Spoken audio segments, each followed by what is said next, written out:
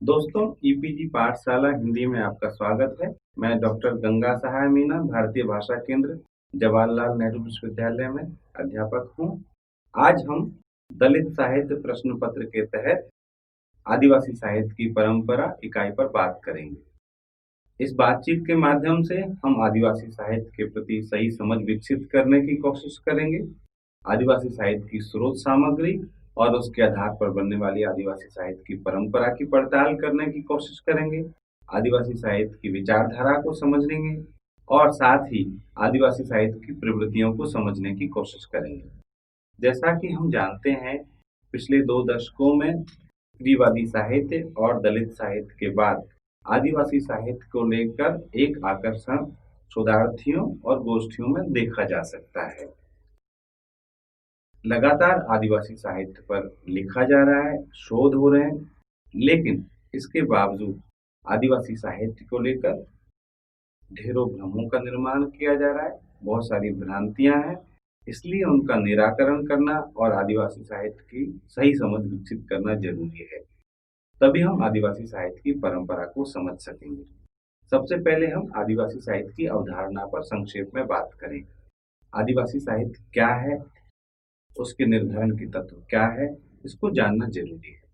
आदिवासी साहित्य को लेकर पहली धारणा ये आती है, आदिवासियों के बारे में लिखा गया साहित्य ही आदिवासी साहित्य है। लेकिन सवाल उठता है कि आदिवासियों के बारे में किसने लिखा, क्या ये देखना जरूरी नहीं है? जब सिर्फ आदिवासियों के बारे में लिखे गए को आदिवासी साहित्य मानते हैं, तो फिर उसकी गलत विश्लेषण शुरू हो जाता है। उदाहरण के लिए कुछ लोग तुलसीदास के रामचरितमानस में वन के प्रसंगों को भी आदिवासी साहित्य में शामिल करना चाहते हैं, मैला आंचल के संथाल प्रसंग को शामिल करना चाहते हैं, या जहां कहीं भी आदिवासी संबंधी कोई भी ब्यौरा आया है उसको आदिवासी साहित्य कह दिया जाता है और इससे कई भ्रांतियों का निर्माण होता है और आदिवासी साहित्य की अवधारणा धुंधली होती है। इसलिए आदिवासी साहित्य के बारे में दूसरी जो समझदारी सामने आती है वो है आदिवासियों के द्वारा लिखा गया साहित्य। पहली जो अवधारणा है उसमें यही मूल सवाल उठाया गया, चूंकि हिंदी साहित्य में स्त्रीवादी साहित्य और दलित साहित्य के बाद आदिवासी साहित्य पर बातचीत होने से इस तरह का भ्रम बना कि जो संबंधित समुदाय का व्यक्ति लिखेगा वही ऑथेंटिक होगा, वही प्रामाणिक होगा। और इसी आधार पर आदिवासी साहित्य के बारे में भी कुछ लोग इस सरलीकरण का शिकार हो गए, वो भी सहानुभूति की बात करने लगे और इससे पहले के साहित्य पे सिर्फ इस आधार पर सवाल उठाया गया कि वो आदिवासियों द्वारा लिखित नहीं है, इसलिए आदिवासी साहित्य की अनिवार्य शर्त रखी गई कि आदिवासियों द्वारा लिखित साहित्य ही आदिवासी साहित्य है। लेकिन स्वयं आदिवासी रचनाकारों का एक बड़ा समूह और आदिवासी चिंतक जो इन विषयों पर लिखते पढ़ते हैं, उन्होंने इस एकमात्र शर्त को भी खारिज कर दिया कि आदिवासियों के द्वारा लिखा गया साहित्य ही आदिवासी साहित्य कहलाया जाए। सवाल उठता है फिर आदिवासी साहित्य कहेंगे किसे? इसको लेकर आदिवासी साहित्यकारों और चिंतकों के बीच एक जो समझदारी विकसित हुई है वह है कि आदिवासी दर्शन के आधार पर जो साहित्य लिखा जाएगा वो आदिवासी साहित्य है। जिस तरह से दलित साहित्य की बात करते वक्त कुछ दलित चिंतकों ने दलित चेतना को दलित साहित्य की अनिवार्य शर्त बताया, उसी तरह से आदिवासी चिंतकों और लेखकों ने आदिवासी दर्शन को आदिवासी साहित्य की अनिवार्य शर्त बताया है। अब सवाल उठता है कि अगर हम आदिवासी दर्शन को आदिवासी साहित्य की अनिवार्य शर्त बताएंगे तो हमको आदिवासी दर्शन को भी व्याख्यायित करना पड़ेगा। साथ ही आदिवासी साहित्य की स्रोत सामग्री का अध्ययन करना पड़ेगा कि वो स्रोत सामग्री क्या है और किस सामग्री को हम लेंगे, किसको नहीं लेंगे, क्योंकि तभी हम आदिवासी साहित्य की परंपरा और इतिहास पर स्पष्टता से बात कर पाएंगे, सही समझ विकसित कर पाएंगे। यहाँ पे ये याद रखना भी जरूरी है कि आदिवासी साहित्य की स्रोत सामग्री हिंदी साहित्य या अंग्रेजी साहित्य से काफी भिन्न है। इसलिए हमारी जो साहित्य के बारे में, साहित्य के इतिहास के बारे में, साहित्य की परंपरा के बारे में समझदारी विकसित हुई है, उसको उसके लिए हमने जो प्रतिमान निर्धारित किए थे, जो हमारी समझदारी विकसित हुई, जो हमारे आग्रह और पूर्वाग्रह बने, उनसे मुक्त होकर आदिवासी साहित्य की परंपरा को समझना होगा, उन स्रोतों को समझना होगा। उदाहरण के लिए, जैसे हम मान लेते हैं कि साहित्य वही है, हमारी नज़र में साहित्य वही होता है जो किसी बड़े प्रकाशन से छपा हो, जिसकी किसी बड़ी पुस्तक समीक्षा वाली किताब में समीक्षा छपी हो, जिसको कोई पुरस्कार मिला हो, या जो पाठ्यक्रमों का हिस्सा हो। ये सारी विशेषताएं और इसके साथ ही उसका मुद्रित होना भी, ये सब हमने बाहर के साहित्य से, जो गैर आदिवासी साहित्य है, उससे ये प्रतिमान निर्मित किए हैं। तो आदिवासी साहित्य की परंपरा और स्रोत सामग्री का अध्ययन करने के लिए इन पूर्वाग्रहों और पूर्व निर्धारित प्रतिमानों को एक किनारे रखकर, इनसे मुक्त होकर उसका अध्ययन करना होगा। तभी शायद हम सही समझ विकसित कर पाएंगे। हमको आदिवासी भाषाओं में रचित साहित्य और मौखिक परंपरा को भी ध्यान में रखना होगा, जो कि आदिवासी साहित्य की मूल स्रोत सामग्री है, जिसके आधार पर आदिवासी साहित्य की विचारधारा और पूरी परंपरा निर्मित होती है। इसलिए हमको संपूर्णता में अगर आदिवासी साहित्य को देखना है, तो एक आदिवासी नजरिया भी लेकर जाना होगा। आदिवासी साहित्य की परंपरा को 3 भागों में बांटा जा सकता है। पहला, पुरखा साहित्य। दूसरा, आदिवासी भाषाओं में लिखित साहित्य की परंपरा। और तीसरा, समकालीन हिंदी आदिवासी लेखन। अब इन पर एक एक करके बात करते हैं। पुरखा साहित्य। पुरखा साहित्य को अंग्रेजी में ओरेचर या हिंदी में कुछ लोग मौखिक साहित्य भी कहते हैं। लेकिन यहाँ पे सबसे महत्वपूर्ण ध्यान देने की बात यह है, जब हम पुरखा साहित्य पद का प्रयोग कर रहे हैं, जब आदिवासी साहित्य और आलोचना में पुरखा साहित्य पद का प्रयोग हो रहा है, तो वो लोक साहित्य के समानार्थी के रूप में नहीं हो रहा। एक सोच समझ करके, एक समझदारी विकसित करके लोक साहित्य की बजाय पुरखा साहित्य का प्रयोग किया जा रहा है। इसकी वजह है, चूंकि लोक शब्द शास्त्र का ऑपोजिट है, उसका विलोम है। बाहरी समाज में एक शास्त्रीय परंपरा होती है, कुछ पवित्र ग्रंथ होते हैं जिनको शास्त्र कहा जाता है, जो सवालों से परे होते हैं, जो नियामक होते हैं, जो समाज को दिशा देने का काम करते हैं और समाज उनको मानता भी है। उससे इतर मौखिक परंपरा में निरक्षरों के बीच में जो परंपराएं चलती है, जो मूल्य और विश्वास, रीति नीति चलती है, उसको सम्मिलित रूप में लोक कहा जाता है। फिर उसमें जो कथाएं होती हैं उनको लोक कथाएं, जो कहानियां होती है उनको भी लोक कथाएं, फिर लोक काव्य होता है, और सम्मिलित रूप में उसको लोक साहित्य कहा जाता है।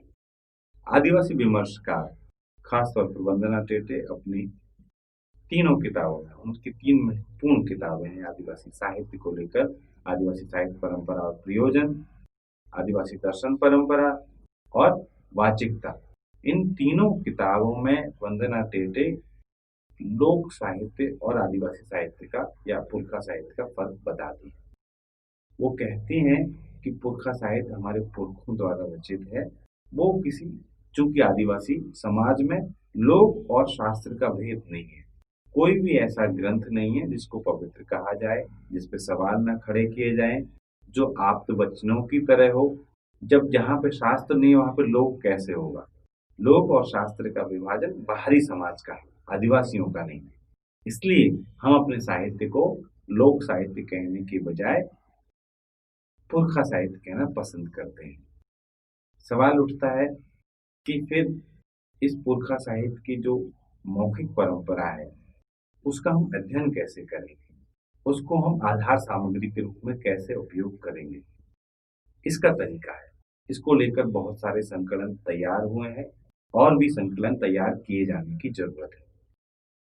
लेकिन इन संकलनों की तैयारी में और उपलब्ध संकलनों का अध्ययन करते वक्त सावधानी बरतने की भी जरूरत है। वो सावधानी क्या है? हमको आदिवासी जीवन दर्शन को सबसे पहले समझना होगा और फिर देखना होगा कि संकलनकर्ता ने उस आदिवासी जीवन दर्शन को ध्यान में रखकर संकलन किया है या नहीं किया है।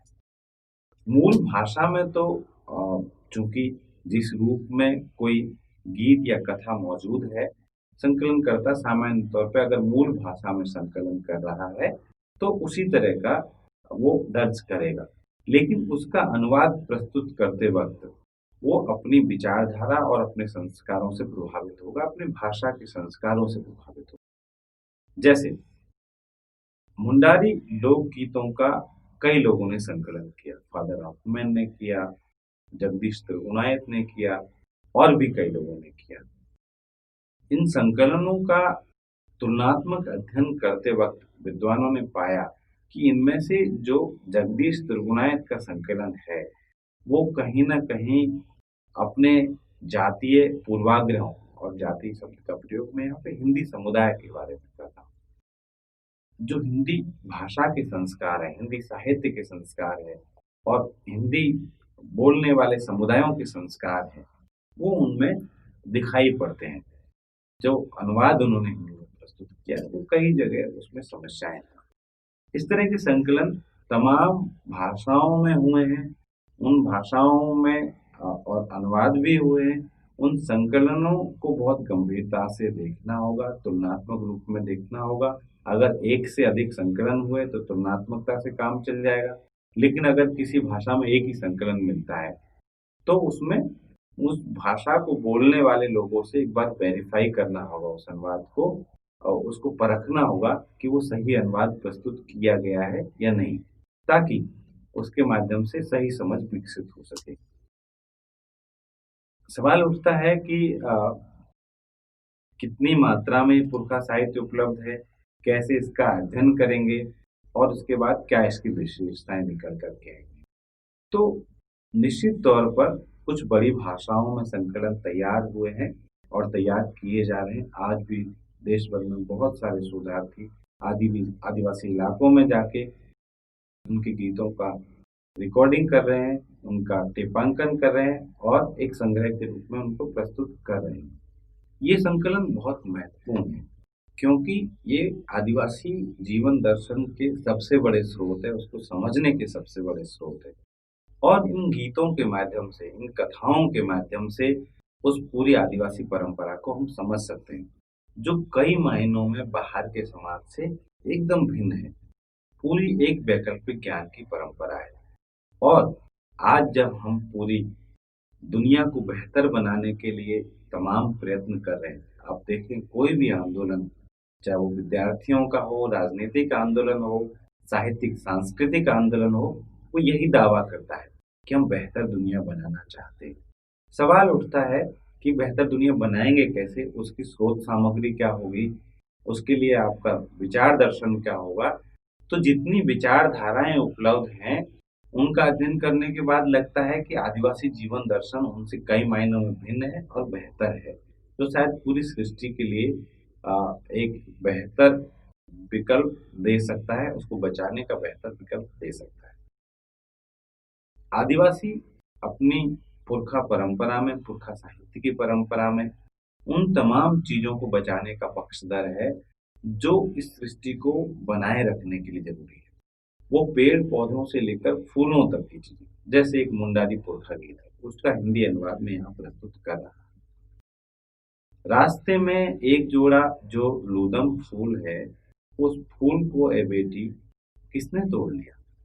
रास्ते में जो अटल फूल की कतार है, ए बेटी किसने छिनगा लिया। चमचमाते हुए शिकारियों ने फूल तोड़ लिया। झलकते हुए अहेरियों ने डाल को छिनगा दिया। शिकारियों ने जो फूल को तोड़ा, हे बेटी चोटी से ही तोड़ लिया। अहेरियों ने जो डाल को छिनगा दिया, हे बेटी नीचे से ही छिनगा दिया। शिकारियों ने जो फूल को तोड़ा, हे बेटी उसकी फुनगी मुरझा गई। अहेरियों ने जो छिनगा दिया, हे बेटी उसका तना कुंडा। प्रकृति में एक फूल और उसकी पत्ती तक को बचाने की बात आप देखेंगे। जब आदिवासी दर्शन की विशेषताओं पे हम बात करेंगे तो बहुत दिलचस्प है। हम जो बाहर के समाज के लोग सिर्फ मनुष्य को बचाना चाहते हैं, इमारतों को बचाना चाहते हैं, अपनी कारों को और धन दौलत को बचाना चाहते हैं। जबकि आदिवासी, और ये सिर्फ एक गीत नहीं है, ऐसे तमाम गीत है, तमाम भाषाओं में, 300 से अधिक आदिवासी भाषाओं में लिखा जा रहा है। उसमें पुरखा साहित्य की परंपरा है। उन गीतों का आप अध्ययन करें तो उनकी जो विशेषताएं आपको सामने आएंगी कि वो पूरी सृष्टि को बचाने की समर्थक है। सब कुछ बचना चाहिए, सिर्फ मैं या मेरा परिवार या मेरी कार और मेरी इमारत, सिर्फ ये नहीं, पूरी सृष्टि, सब कुछ महत्वपूर्ण है। उस सृष्टि के साथ वो मूल्य जो हमें बराबरी सिखाते हैं, जो हमें पूरी दुनिया को बचाने का संदेश देते हैं, उस तरफ लेकर जाते हैं, उस सब को बचाने की बात पुरखा गीत में की गई है। इसलिए ये बहुत महत्वपूर्ण है। आप देखेंगे पुरखा साहित्य की अगर विशेषताओं की बात करें तो उसमें लगभग सभी जगह पर प्रकृति की प्रति एक कृतज्ञता का भाव है, उससे एक दोस्ताना रिश्ता है।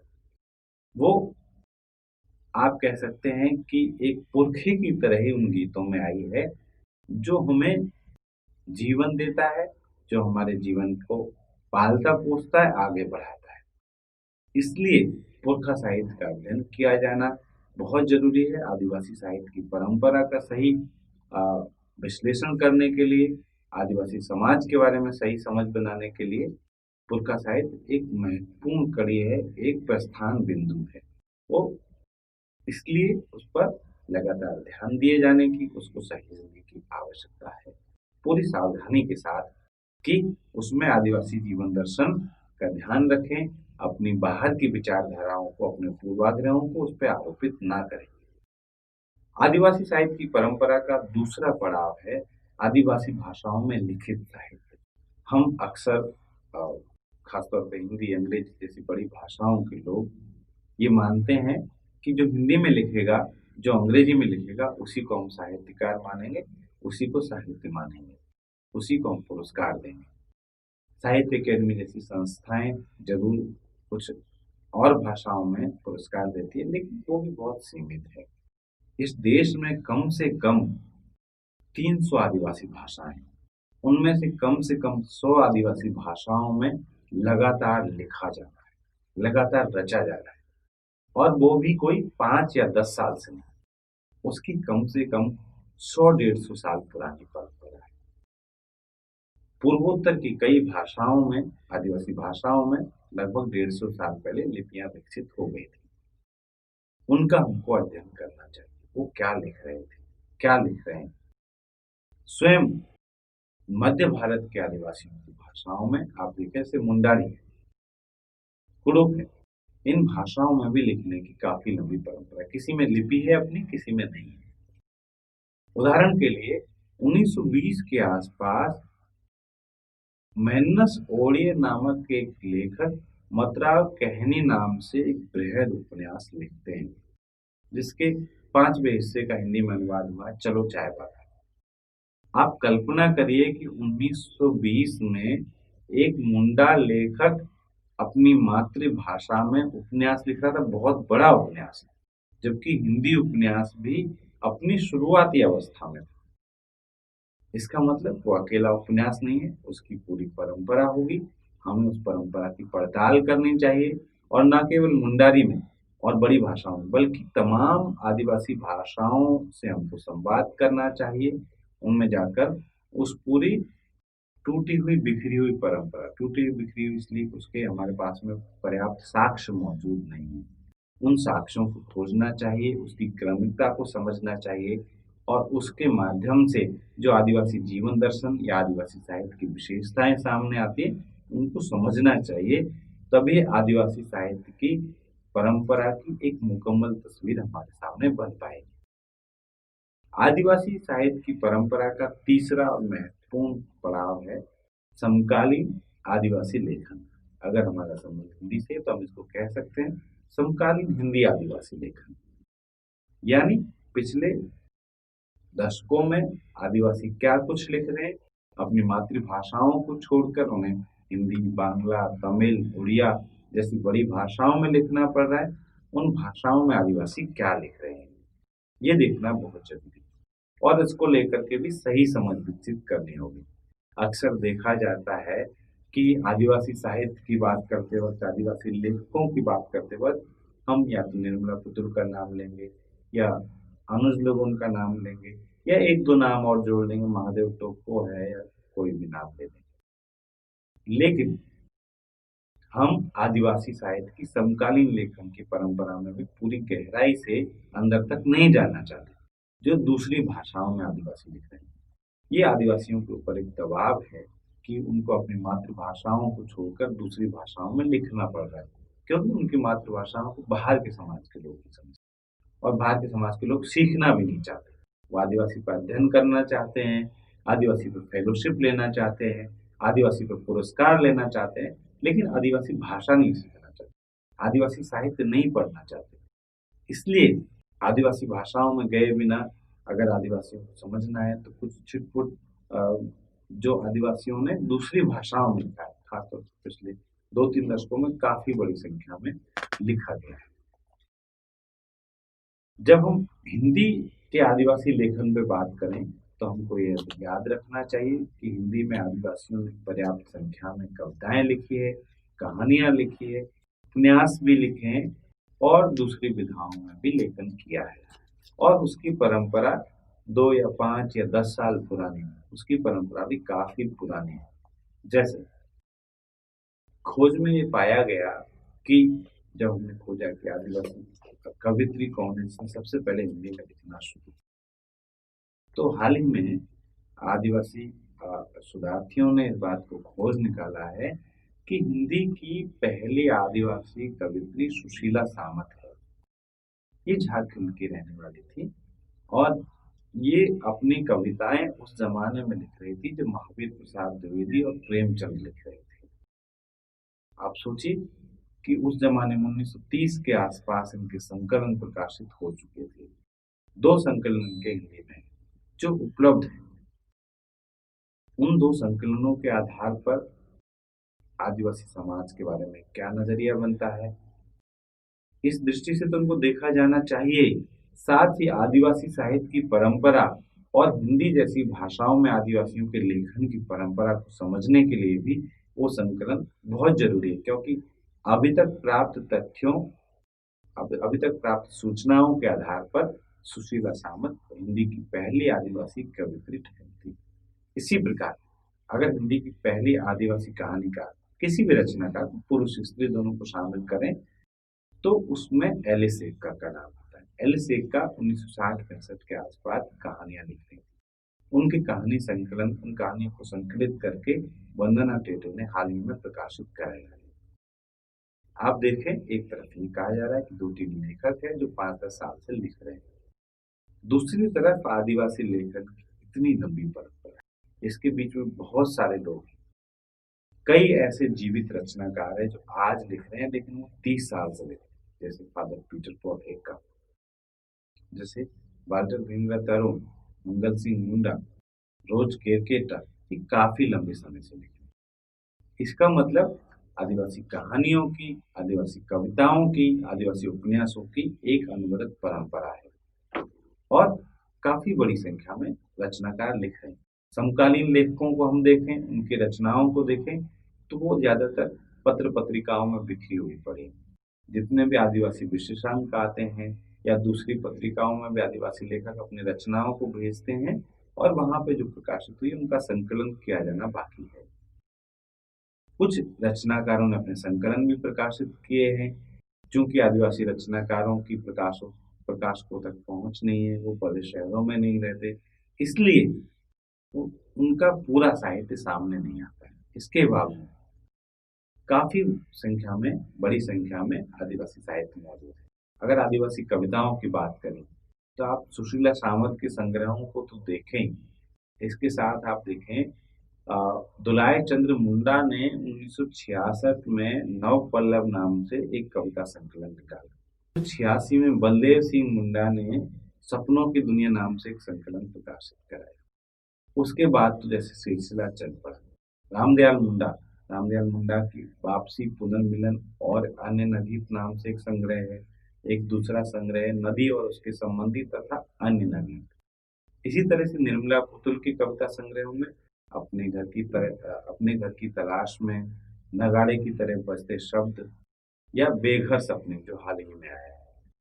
हरिराम मीना की संकलन है सुबह के इंतजार में, जैसे है हाँ चांद मेरा है, रोया नहीं था यक्ष, वो काफी सक्रिय हैं इन दिनों।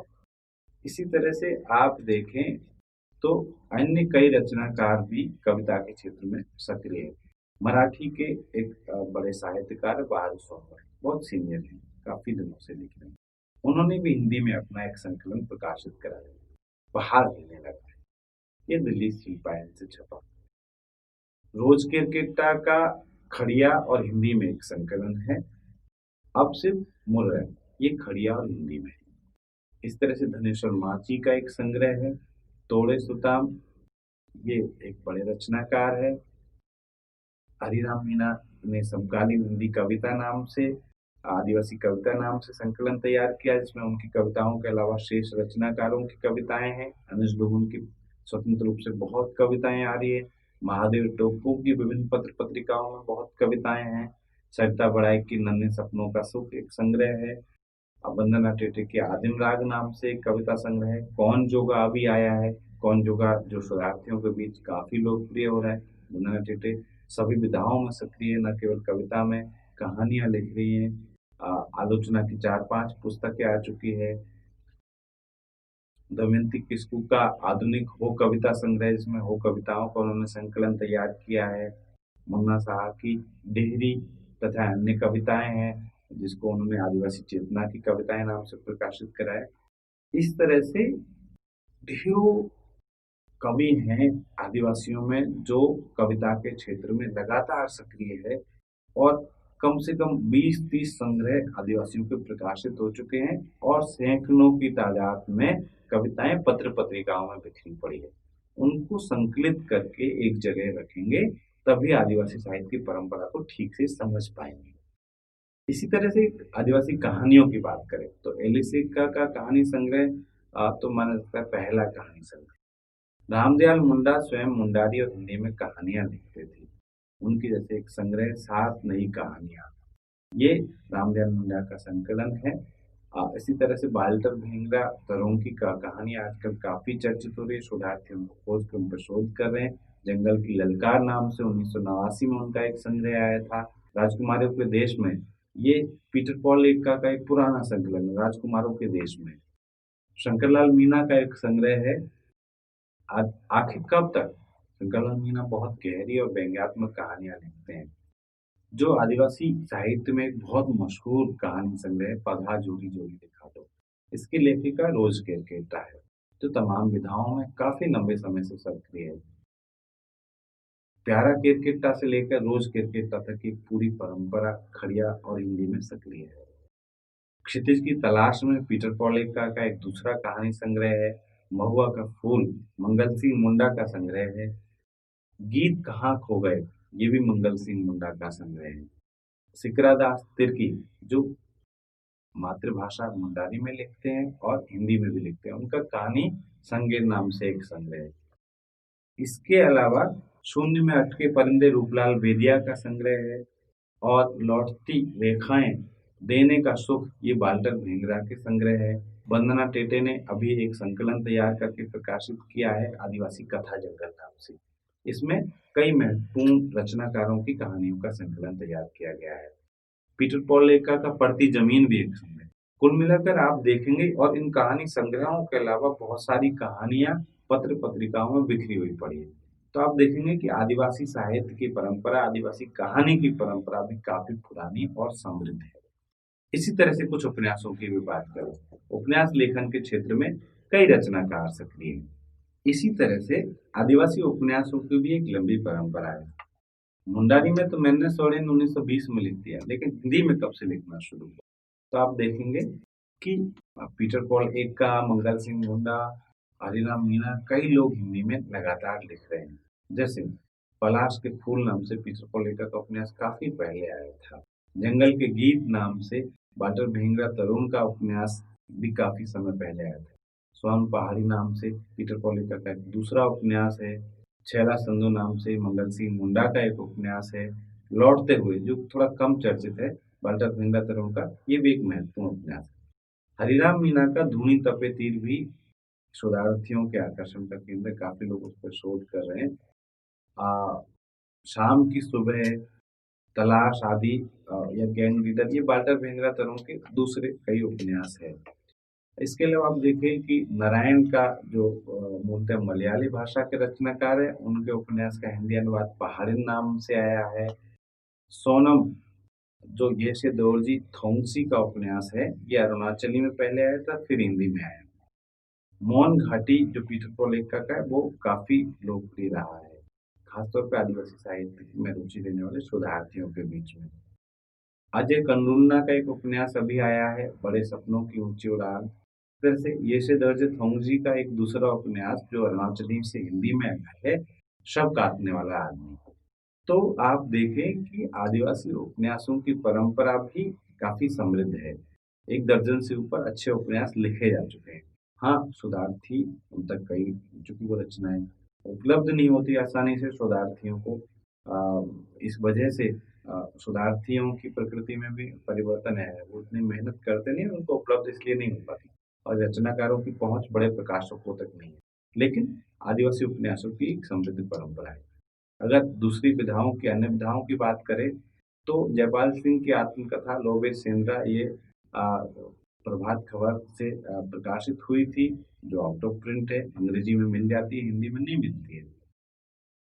ग्लेसन डुंगडुंग, सुनील मिंज, ये एक्टिविस्ट हैं और लेखन के क्षेत्र में भी सक्रिय है। इन्होंने कई किताबें हिंदी अंग्रेजी में संकलित की। इनका एक नगरी का नगाड़ा या विकास को लेकर के काफी महत्वपूर्ण इनकी किताबें हैं। क्रॉस फायर है, झारखंड में अस्मिता विमर्श है, ये सारी किताबें इन दोनों ने सम्मिलित रूप से प्रकाशित की है। इसी तरह से आप देखें, कुछ यात्रा वृतांत हरिराम मीना का जंगल जंगल जलियांवाला है, या साइबर सिटी से नंगे आदिवासियों तक की बात है, ये भी काफी महत्वपूर्ण रचनाएं हैं। वंदना थिएटर, जैसे मैंने कहा कि तमाम विधाओं में सक्रिय है, उन्होंने झारखंडी साहित्यकारों के ऊपर कुछ पुस्तक प्रकाशित की है। उनका एक आदिवासी वृतांत है जिसका नाम है पुरखा लड़ाके, ये 2005 में प्रकाशित हुआ। इसी तरह से आदिवासी लोकगीतों को लेकर भंवरलाल मीना का संकलन आया है, और आदिवासी साहित्य की परंपरा को लेकर के वंदना चिट्ठी की कई पुस्तकें आई हैं। आदिवासी स्त्री को लेकर के रोज किरकिट्टा की किताब स्त्री गाथा की महज एक पंक्ति, ये भी काफी महत्वपूर्ण है। फ्रांसिस्का फुजूर जो कवित्री भी हैं, उन्होंने रोहतासगढ़ नाम से एक यात्रा वृतांत लिखा है। कुल मिला के आदिवासी आंदोलनों पर और आदिवासी साहित्य की परंपरा पर, आदिवासी समाज से जुड़ी हुई काफी किताबें इस वक्त मौजूद हैं, जिनमें से बड़ी संख्या में किताबें प्यारा क्रिकेटर फाउंडेशन से छपी। ये आदिवासियों का एक आप कह सकते हैं एक निजी प्रयास है, जो अपने पैसे देकर खुद छपाते हैं पुस्तकें, लेकिन वो स्तरीय किताबें, वो बेहतरीन किताबें आदिवासी साहित्य को जानने के लिए, आदिवासी दुनिया को समझने के लिए। इसलिए अगर आदिवासी साहित्य की परंपरा पर बात करनी है, तो ये तमाम कहानियों, उपन्यासों, कविताओं और दूसरी विधाओं में जो कुछ लिखा जा रहा है, संपूर्णता में उसको सामने रखना होगा, और तब हम आदिवासी साहित्य की परंपरा का ठीक से अध्ययन कर पाएंगे। आदिवासी साहित्य की परंपरा का अध्ययन करने के लिए आदिवासी साहित्य की विचारधारा को भी जानना जरूरी है। जैसे हमने शुरू में कहा कि आदिवासी साहित्य के अनिवार्य शर्त, उसमें आदिवासी दर्शन का होना है। अब सवाल उठता है, आदिवासी दर्शन है क्या, कैसे उसको पहचानेंगे, और आदिवासी दर्शन के लिए क्या, जिस तरह से दलित साहित्य की विचारधारा अम्बेडकरवाद है, तो क्या कोई अम्बेडकर आदिवासियों के भी अम्बेडकर हैं, या आदिवासी बिना किसी महान पुरुषों के पीछे चले हुए किसी दूसरे जीवन दर्शन में विश्वास करते हैं, उसकी आदिवासी विचारधारा के या जीवन दर्शन के स्रोत क्या है, ये जानना बहुत दिलचस्प है। आदिवासी जीवन दर्शन की जो विशेषताएं हैं, वो मूलतः पुरखा गीतों के माध्यम से प्रकट होती है। जो आदिवासी जीवन के मूल्य है, विश्वास है, आस्थाएं हैं, तो वो पुरखा गीतों में लगातार प्रकट हुई। जैसे आप देखेंगे, आदिवासी दर्शन व्यक्तिवाद का नकार करता है, सामूहिकता का समर्थन। आदिवासी दर्शन की एक बड़ी विशेषता है कि वो जैसे बाहर के तमाम दर्शन मनुष्य को श्रेष्ठ मानते हैं। हिंदू माइथोलॉजी के हिसाब से भी मनुष्य सर्वश्रेष्ठ है 84 लाख योनि में। उस सर्वश्रेष्ठता का ये परिणाम है कि सारा का सारा विकास, सारा चिंतन मनुष्य केंद्रित है। आदिवासी जीवन दर्शन मनुष्यता की सर्वश्रेष्ठता के इस दावे से सहमत नहीं है, इसको खारिज करता है। वो मानता है कि दुनिया के सभी प्राणी महत्वपूर्ण हैं, न केवल प्राणी बल्कि नदी, नाले, पहाड़, पेड़ पौधे, जंगल सब कुछ महत्वपूर्ण है। हर चीज को बचाया जाना महत्वपूर्ण। इसी का परिणाम है कि आदिवासी पूरी सृष्टि को बचाने की बात करते हैं और बाहर के तमाम लोग सिर्फ मनुष्य को बचाने की बात करते हैं। मनुष्य केंद्रित विकास का ही ये परिणाम है कि आज पूरी सृष्टि विनाश के कगार पे खड़ी है। आप देखें, किसी के पास परमाणु बम है, किसी के पास हाइड्रोजन बम है। दुनिया के बहुत सारे शहर धुआं में भी तबाह हुए जा रहे हैं। आप देखें कि हम किस तरफ बढ़ रहे हैं। मनुष्य केंद्रित चिंतन और मनुष्य केंद्रित विकास की अवधारणाओं का क्या परिणाम हुआ है, ये कहीं ना कहीं हमको इस ओर आगाह करते हैं कि हमें मनुष्य की बजाय पूरी सृष्टि की बात करनी चाहिए, तमाम प्राणियों की बात करना चाहिए। हर चीज महत्वपूर्ण है। इसी तरह से आदिवासी जीवन दर्शन में आप देखें कि जैसे भारत मानते हैं कि साहित्य सर्वश्रेष्ठ है, आदिवासी जीवन दर्शन मानता है कि सभी कलाएं महत्वपूर्ण हैं और सभी कलाएं एक दूसरे से बहुत गहरे में संबंधित है, एक दूसरे से अनिवार्य रूप से जुड़ी हुई है। आदिवासी परंपरा में आप इस बात की कल्पना नहीं कर सकते कि कोई लेखक है और वो सिर्फ लिखता है। वहां पे जो लिखता है वही नाचता भी है, वही गाता भी है, वही कोई जो वाद्य यंत्र है उसको बजाता भी है। वहां पे अलग अलग व्यक्ति नहीं है कि नाचने वाला अलग है, गाने वाला अलग है, लिखने वाला अलग है। जिसने रचा है वही उस पर डांस भी करता है, उस पर नाचता भी है, वही उस पर तय अपने वाद्य यंत्रों के माध्यम से तमाम तरह की धुनें निकालता है, वही उसको गाता भी है। आप सोचे कि सारे के सारे कला माध्यम, सारी कलाएं जो मनुष्य को उल्लासित करती है, जो मनुष्य को उसमें उमंग भरती है, खुशी भरती है, वो एक दूसरे से गहरे रूप में संबंधित है। वहाँ साहित्य ड्राइंग रूम की चीज नहीं है कि ड्राइंग रूम में बैठ करके एक लेखक लिख रहा है। ऐसे लेखक की किसी कोई परिकल्पना आदिवासी समाज में और दर्शन में नहीं है। इस तरह से आदिवासी दर्शन में आप देखें प्रकृति का बहुत महत्वपूर्ण स्थान है। आप पूरे पुरखा गीतों का अध्ययन करें, लगातार प्रकृति के चित्रण आएंगे, प्रकृति और प्रेम। लेकिन ये प्रकृति कुछ अलग किस्म की है। वहाँ प्रकृति पुरखे के रूप में आई है और उसके प्रति एक कृतज्ञता का भाव है, एक सम्मान का भाव है। प्रकृति चूंकि महत्वपूर्ण है इसलिए उसकी बनाई हुई हर चीज महत्वपूर्ण है। इसीलिए आदिवासी जीवन दर्शन में कुछ भी असुंदर नहीं है, सब कुछ सुंदर है। एवरीथिंग इज ब्यूटीफुल, सब सुंदर है। आप सोचिए कि एक जीवन दर्शन जो हमको भेद सिखाता है कि ये काला है, ये ठिगना है, ये मोटा है, इसकी आंख छोटी है, इसका नाक छोटी है या मोटी है, इसके होंठ कैसे है, इसकी कमर कैसी है। एक दर्शन हमको ये सिखाता है, एक दर्शन कहता है कि दुनिया में सब कुछ महत्वपूर्ण है और सब कुछ सुंदर है। हमारा बाहर का जो जीवन दर्शन है, बाहरी समाजों का जीवन दर्शन है, वो विकलांगों के प्रति, दलितों के प्रति या जो अश्वेत है उनके प्रति कैसा हमारे सामने नजरिया प्रस्तुत करता है, कैसे हमारे संस्कार निर्मित करता है। उनके बरक्स आदिवासी परंपरा और आदिवासी जीवन दर्शन हमको ये सिखाता है कि सब कुछ सुंदर है। सवाल उठता है कि ये सारी जो आदिवासी दर्शन की विशेषताएं ये सारी पुरखा साहित्य में मिलेंगी या कहीं और भी मिलेंगी, कोई विचार पुरुष भी है क्या? तो अंबेडकर की बरक्स अगर सुविधा के लिए किसी को खड़ा करना ही नहीं हो तो जयपाल सिंह को खड़ा किया जा सकता है। हालांकि आदिवासी समाज और जीवन दर्शन व्यक्ति पूजा का विरोध करता है। कोई भी व्यक्ति में इतना महत्वपूर्ण नहीं है कि उसको पूजा जाए। बिरसा मुंडा के लोग अनुयायी जरूर थे, लेकिन वो उसको उस रूप में आज जैसे पूजा जाने लगा तब नहीं पूछते थे। वो मानते थे कि हमारे साथी है जो हमारा सहयोग कर रहे हैं इस लड़ाई में, जो हमारे अगवा बने हुए हैं। उस तरह से जयपाल सिंह मुंडा एक साथी के रूप में, मार्गदर्शक के रूप में जरूर है। एक उस तरह से जिस तरह से अंबेडकर है या कोई और महापुरुष है, गांधी है, उस तरह से आदिवासी जीवन दर्शन के लिए नहीं है। जयपाल सिंह मुंडा निश्चित तौर पर उन्होंने आदिवासी महासभा की स्थापना की, आदिवासियों के लिए पत्रिका निकालना शुरू किया, संविधान सभा में आदिवासियों के सवालों को उठाया और बहुत सारे मसलों पर नेहरू, पटेल, गांधी तमाम लोगों के सामने अपनी बात रखी। यहाँ तक कि अम्बेडकर से बहुत सारे सवालों पर उनकी असहमतियां, उन असहमतियों को उन्होंने खुल करके रखा। जयपाल सिंह मुंडा के लेखन का अध्ययन किया जाना महत्वपूर्ण, संविधान सभा में उनके भाषणों का, जिसका संकलन अभी अश्विनी कुमार पंकज ने निकाला है, जिस पर बात किए जाने की जरूरत है। लेकिन हमको आदिवासी दर्शन को समझने के लिए उनके उन विचारों का जो लेखों और भाषणों के माध्यम से प्रकट हुए, उनके अलावा हमको आदिवासी पुरखा परंपरा में जाना होगा, आदिवासी भाषाओं में जाना होगा, जो महत्वपूर्ण है। सवाल उठता है आखिर में जो निष्कर्ष की तरफ बढ़ रहे हैं कि आदिवासी साहित्य की प्रवृत्तियां क्या है, जो आदिवासी साहित्य की परंपरा अब तक हमने देखी, उसकी प्रवृत्तियां क्या है, क्या विशेषताएं हैं। तो आपने एक चीज स्पष्ट तौर पर देखी कि आदिवासी साहित्य में मैं की जगह हम पर जोर दिया जाता है।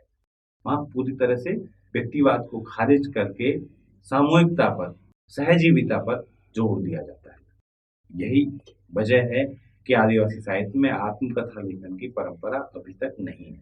आदिवासी भाषाओं में आत्मकथा लिखने की कोई परंपरा नहीं। लोबिर सेंद्रा, जो जयपाल सिंह मुंडा की आत्मकथा कही जाती है, वो भी एक आत्मकथा नहीं है। उन्होंने एक अपने सहयोगी को अपने संस्मरण सुनाए, उन संस्मरणों को उस सहयोगी ने दर्ज किया और उनको बाद में प्रकाशित कराया। इस रूप में वो संस्मरण की किताब है, इसको हम आत्मकथा कह रहे हैं। इसी तरह से आदिवासी साहित्य की एक दूसरी महत्वपूर्ण विशेषता है जो उसको दलित साहित्य और स्त्रीवादी साहित्य से अलग भी करती है। जनरली हम ये मानते हैं कि जो मुक्तिकामी साहित्य है, अस्मितावादी साहित्य है, उसमें एक आक्रोश का भाव, एक बदलाव की चीज। आदिवासी साहित्य आक्रोश में नहीं, सहजीवन में विश्वास करता है, संवाद में विश्वास करता है। वो किसी को उखाड़ फेंकने की बात नहीं करता, वो उसे संवाद की बात करता है कि आप भी रहो, हम भी रहेंगे। ऐसा माना जाता है कि आक्रोश या विद्रोह या प्रतिरोध, इन शब्दों का आज जिस अर्थ में प्रयोग हो रहा है आदिवासी साहित्य में, उस अर्थ में कम से कम प्रयोग नहीं मिलता, क्योंकि ये सारे शब्द आज इस बात का पर्याय बन गए कि इसकी सत्ता की जगह इसकी सत्ता है। यानी पूंजीपतियों की सत्ता की जगह मजदूरों की सत्ता, सवर्णों की सत्ता की जगह दलितों की सत्ता, लेकिन सत्ता चाहिए किसी न किसी। आदिवासी साहित्य इस सत्तावादी अवधारणा के खिलाफ है। आदिवासी साहित्य आर्थिक सवालों के साथ साथ सांस्कृतिक सवालों को भी एड्रेस करता है, उनको महत्वपूर्ण मानता है, जो कि आप देखेंगे आदिवासी जीवन पर लगातार सांस्कृतिक हमले हो रहे हैं, जिससे उनकी परंपराओं से उनको काटा जा रहा है, उनकी भाषाओं से काटा जा रहा है। आदिवासी समाज ये मानता है, आदिवासी दर्शन और साहित्य ये मानता है कि तमाम भाषाओं और संस्कृतियों को बचाया जाना भी जरूरी है। उनकी उनका होना बहुत जरूरी है, जो अलग अलग संस्कृतियां हैं और उनकी भाषाएं हैं, क्योंकि उनमें उनकी ज्ञान परंपरा है, उनमें पुरखों का ज्ञान है, पूरी वैकल्पिक ज्ञान परंपरा को बचाया जाना जरूरी है। इसी तरह से आदिवासी साहित्य पूंजीवादी अर्थतंत्र का विरोध करता है, जबकि आप देखेंगे कि बहुत सारे दलित साहित्यकार पूंजीवाद और नई आर्थिक नीतियों जैसे भूमंडलीकरण है, बाजारवाद है, इसका समर्थक है, क्योंकि ये एक सीमित अर्थों में दलितों को पारंपरिक पेशों से मुक्ति दिलाते हैं, लेकिन ये आदिवासियों को तबाह करने के लिए सबसे बड़े जिम्मेदार है। इसलिए आदिवासी रचनाकार इसके प्रति सजग है और इनका विरोध करता है। प्रकृति के प्रति कृतज्ञता का भाव लगातार आदिवासी साहित्य में आप देख सकते हैं। वहाँ प्रकृति कोई संसाधन नहीं है, जैसा कि बाहर के समाज के लोग समझते हैं कि कोयला है, ये बॉक्साइड है, ये आयरन और है और यहाँ से हमको ये मुनाफा मिल सकता है। आदिवासी प्रकृति को कोई संसाधन या मुनाफे के माध्यम के रूप में नहीं देखता, अपने पुरखे की तरह देखता है, जिसने आदिवासियों का जीवन हजारों साल से बचाया है, उसको आगे बढ़ाया है। और जब आदिवासी साहित्य में जल जंगल जमीन को बचाने की बात होती है, तो उसका तात्पर्य सिर्फ वो भौतिक चीजें नहीं है, यानी कोई उस जल को, पानी को या उस जमीन को और जंगल को बचाना चाहता, सिर्फ ये नहीं, उससे जुड़ी हुई तमाम परंपराएं, वो रीति रिवाज जिनसे कि आदिवासी की अस्मिता परिभाषित होती है, उसका अस्तित्व बचा हुआ है, उन सबको बचाने की बात करता है आदिवासी साहित्य। इसके साथ देखिए आदिवासी साहित्य में मिथकों का डिकोडीकरण किया गया। अब तक हमने हिंदी साहित्य में जिन मिथकों को देखा वो हिंदू नजरिए से देखा, हिंदू माइथोलॉजी के हिसाब से देखा, और हमने असुरों और राक्षसों को खलनायक के रूप में चित्रित किया। आदिवासी साहित्य उन खलनायकों का सच आपके सामने लेकर आता है जो हिंदू मिथकों ने जिनको खलनायक बनाया। आप देखें तमाम असुरों के बारे में, महिषासुर को लेकर डिबेट होती रहती है। महिषासुर कौन है, असुर कौन है, असुर मात्र कौन है, इसको लेकर एक स्पष्ट धारणा आदिवासी साहित्य लेकर के आया है कि वास्तव में जो असुर तो एक समुदाय भी है कि आदिवासी थे जो अपने जंगलों को बचाना चाहते। बाहर के लोगों ने इनके ऊपर हमला किया, इनकी बहन बेटियों के ऊपर हमला किया, तो इन्होंने प्रोटेस्ट किया। उसी प्रोटेस्ट को हिंदू ग्रंथों में, हिंदी ग्रंथों में इस रूप में चित्रित किया गया मानो वो बहुत बड़े दुश्मन हो, बहुत खूंखार हो, नुकसान पहुंचाने वाले हो, जबकि आदिवासियों ने सिर्फ अपने जंगलों को और अपने परिवारों को बचाने के लिए संघर्ष किया। आदिवासी साहित्य में आदिवासी आंदोलनों की परंपरा भी है, जो बहुत महत्वपूर्ण है। आदिवासी आंदोलनों की परंपरा को जानना बहुत महत्वपूर्ण है, क्योंकि राष्ट्रीय स्वाधीनता आंदोलन की बात करते वक्त अक्सर उनको इग्नोर कर दिया जाता है, उनकी बात नहीं की जाती। क्यों? क्योंकि ये मान लिया जाता है कि छोटे संघर्ष, ये संघर्ष थे, इनका दायरा सीमित था। लेकिन प्रकृति देखिए आप, उनका दायरा भी देखिए, जहां 1857 की क्रांति से लेकर तमाम संघर्ष कहीं ना कहीं ऊंची जातियों और उच्च वर्ग के द्वारा संचालित थे अपने हितों की रक्षा के लिए। वहीं आदिवासी संघर्षों को आप देखिए, संथाल हुल को देखिए, पहाड़िया विद्रोह को देखिए, बिरसा मुंडा के योगदान को देखिए, ये सारे के सारे संघर्ष वहां से लेकर आप गोविंद गुरु तक आ जाइए, सारे संघर्ष न केवल साम्राज्यवाद के खिलाफ थे, बल्कि ये उस वक्त के हमारे स्थानीय सामंतवाद के खिलाफ, ये शोषण की उस पूरी प्रक्रिया के खिलाफ थे, चाहे वो सामंतवादी हो या साम्राज्यवादी। इसलिए बहुत महत्वपूर्ण है, इन तमाम आंदोलनों को लेकर रचनाएं की गई है, कविताओं, कहानियों, उपन्यासों में ये आंदोलन आए हैं। आदिवासी रचनाकार संस्कृतिकरण की प्रक्रिया के प्रति भी सचेत है, यानी जो बाहर के समाजों की संस्कृति आदिवासियों के ऊपर थोपी जा रही है और आदिवासियों के अंदर एक हीनता बोध विकसित करके उस संस्कृति को ग्रहण करने के लिए एक विचारधारात्मक दबाव बनाया जा रहा है, उसके प्रति आदिवासी रचनाकार सक्रिय है। वो देख रहे हैं कि कैसे हमारा हिंदूकरण किया जा रहा है, कैसे हमारा ईसाईकरण किया जा रहा है और मूल आदिवासी परंपराओं से हमको दूर किया जा रहा है। इसी तरह से आदिवासी रचनाकार आदिवासियों के स्वायत्तता के सवाल, आदिवासी स्वशासन के सवाल पर भी सक्रिय उसके पक्ष में लिख रहे हैं। और जो बाकी समस्याएं हैं जो समकालीन जीवन में आदिवासियों के समक्ष उपस्थित हुई है, उनको लेकर के भी आदिवासी रचनाकार सक्रिय, जैसे विस्थापन का सवाल है, आर्थिक शोषण का सवाल है, बाहरी दखल का सवाल है, उससे उत्पन्न समस्याएं हैं, आदिवासी स्त्रियों के सवाल है। इन तमाम प्रश्नों पर आदिवासी रचनाकार सक्रिय। आप देखें कि आदिवासी साहित्य की पूरी इन तमाम प्रवृत्तियों को देखें तो पाएंगे कि आदिवासी साहित्य का फलक बहुत व्यापक है। वो सिर्फ आदिवासियों को बचाने की बात नहीं, आदिवासियों के सिर्फ सवाल नहीं उठाता, वो पूरी प्रकृति को, पूरी सृष्टि को, पूरी दुनिया को बचाना चाहता है, उससे संबंधित सवाल उठाता है। वो सिर्फ मनुष्य को बचाने का पक्षधर नहीं, वो हर चीज को बचाना चाहता है। ये आदिवासी साहित्य की एक व्यापक अवधारणा है, जिसको पूर्व अवधारणाओं में बांधना बहुत मुश्किल है। इस तरह से हम निष्कर्ष तौर पर देखें तो जो पूरी बातचीत है उसका निष्कर्ष यही है कि आदिवासी साहित्य की, आदिवासी भाषा की पूरी परंपरा को सही ढंग से देखने की जरूरत है। उसको समझने के लिए सही नजरिया विकसित करना जरूरी है। आदिवासी साहित्य को सही संदर्भों में समझना और व्याख्यात करना जरूरी है, और ये तभी संभव है जब हम इसको पुरखा साहित्य, आदिवासी भाषाओं में लिखित साहित्य और समकालीन हिंदी, बांग्ला, तमिल जो बड़ी भाषाओं का लेखन है उसको संपूर्णता में देखेंगे, उस पूरी परंपरा को संपूर्णता में समझेंगे, और इसके आधार के तौर पर हम आदिवासी दर्शन को समझेंगे, आदिवासी साहित्य की विचारधारा को समझेंगे। साथ ही हम ये समझने की कोशिश करेंगे जो हमने पाया भी इस पूरे डिस्कोर्स में, इस पूरी बातचीत में, कि आदिवासी साहित्य जहाँ स्त्रीवादी साहित्य और दलित साहित्य का कई मामलों में सहगामी है तो कई मामलों में अलग भी है। उस पार्थक्य को भी हमको स्वीकार करना चाहिए। और इतना महत्वपूर्ण दर्शन का वाहक जो साहित्य है यानी आदिवासी साहित्य, उस साहित्य से संवाद इस पूरी सृष्टि को बचाने के लिए, पूरी दुनिया को बचाने के लिए जरूरी है, और इसका माध्यम ये आदिवासी साहित्य है। इसलिए आदिवासी साहित्य को समझना, उसकी परंपरा को समझना और उस पूरी विचार दृष्टि को समझना आज के समय में बहुत जरूरी है। आपने धैर्य से सुना, बहुत शुक्रिया।